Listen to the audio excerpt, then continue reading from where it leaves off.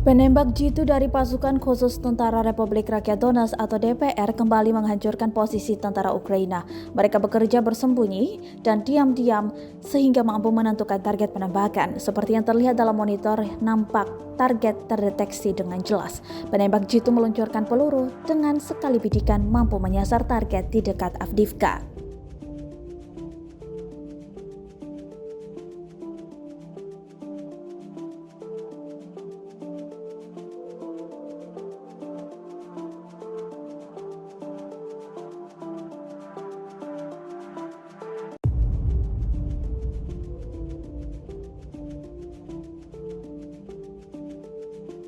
Rusia merilis secara total 267 pesawat Ukraina dan 148 helikopter, 1.757 kendaraan udara tak berawak, 366 sistem rudal anti pesawat dieliminir sejak awal operasi khusus hingga 18 Agustus 2022 kemarin.